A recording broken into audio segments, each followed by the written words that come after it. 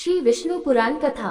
इस विष्णु पुराण में संसार का हर सुख दुख का वर्णन किया गया है। इस विष्णु पुराण में मानव के लिए हर अच्छे और बुरे कर्मों का वर्णन दिया गया है। दोस्तों, आप लोग सभी चैनल को सब्सक्राइब लाइक करते हैं, जिसमें आपको कुछ नहीं मिलता है, पर इस चैनल पर आप सबको जीने का राह और ज्ञान भरी बातें मिलती है। तो आपसे निवेदन है कि हमारे चैनल को आप सब सपोर्ट करें और हौसला दें कि हम आप लोगों के लिए अच्छा ज्ञान, अच्छी बातें और अच्छी राह पर चलने के लिए अच्छा ज्ञान आप सब के लिए पहुंचाता रहूं। नमस्कार मित्रों, आप सबका हमारे चैनल पर स्वागत है। दोस्तों, इस चैनल पर सारे वेदों का ज्ञान आप सबको मिलेगा। विष्णु पुराण अध्याय 5 श्लोक 32। मैंने तुम्हें प्रद्युम्न तथा रुक्मिणी के अन्य पुत्रों की गणना कराई है। सत्यभामा ने भानु और भैरिका को जन्म दिया। रोहिणी के पुत्र दीप्तिमान, ताम्रपक्षी और अन्य थे। जाम्बूति से शक्तिशाली सांबा और अन्य पुत्र पैदा हुए। भद्रविंद तथा अन्य वीर युवक नागंजति के पुत्र थे। श्राव्यक या मित्रविंदा के कई पुत्र थे, जिनमें से संग्रामजीत प्रमुख थे। वृकादि का जन्म हरि द्वारा माद्री से हुआ था। लक्ष्मण के गत्रवत और अन्य थे, और श्रुत और अन्य कालिंदी के पुत्र थे। कृष्ण की अन्य पत्नियों से भी कुल मिलाकर 1,80,000 पुत्र थे। उनमें से सबसे बड़ा रुक्मिणी का पुत्र प्रद्युम्न था। उसका पुत्र अनिरुद्ध था, जिससे व्रज का जन्म हुआ। उसकी माँ उषा बाण की बेटी और बाली की पोती थी, जिसे अनिरुद्ध ने युद्ध में जीता था। उस अवसर पर हरि और शंकर के बीच एक भयंकर युद्ध हुआ, जिसमें बाण की 1000 भुजाएं बाण के चक्र से कट गईं। मैत्रेय, ऐसा कैसे हुआ?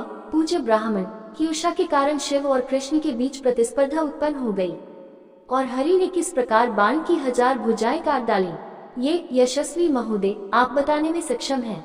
पाराशर, बाण की पुत्री उषा ने जब पार्वती को अपने स्वामी शंभु के साथ क्रीड़ा करते हुए देखा था, तो वह भी इसी तरह की लीला की इच्छा से प्रेरित हुई थी।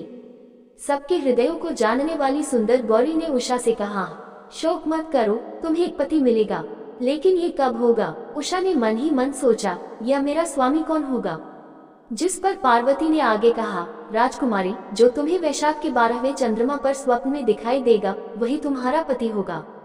तदनुसार जैसा कि देवी ने भविष्यवाणी की थी, उस चंद्र दिवस पर उषा को सपने में एक युवक दिखाई दिया, जिस पर वह मोहित हो गई। जब वह जागी और उसे फिर नहीं देखा, तो वह दुख से उबर गई और विनय से अनियंत्रित होकर अपने साथी से पूछा कि वह कहाँ गया था। राजकुमारी की सहचरी और सखी बाण के मंत्री कुभान की पुत्री चित्रलेखा थी। आप किसके बारे में बात करते हैं? उसने उषा से पूछताछ की, परंतु राजकुमारी अपनी याद करके लज्जित हुई और चुप रही।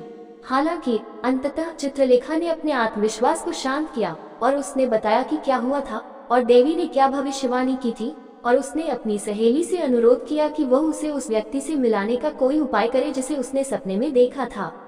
तब चित्रलेखा ने सबसे प्रतिष्ठित देवताओं, राक्षसों, आत्माओं और नश्वर प्राणियों का चित्रण किया और उन्हें उषा को दिखाया। देवताओं, आत्माओं, नाग देवताओं और राक्षसों के चित्रों को एक तरफ रखकर राजकुमारी ने नश्वर लोगों के चित्रों को चुना और उनमें से अंधक और वृष्णि जाति के नायकों को भी चुना।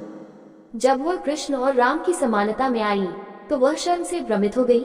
उसने विनम्रता पूर्वक प्रद्युम्न के चित्र से अपनी आंखें फेर ली, लेकिन जैसे ही उसने अपने बेटे की तस्वीर देखी, जो उसके जुनून का विषय था, उसकी आंखें चौड़ी हो गईं और उसकी सारी शर्मिंदगी दूर हो गई।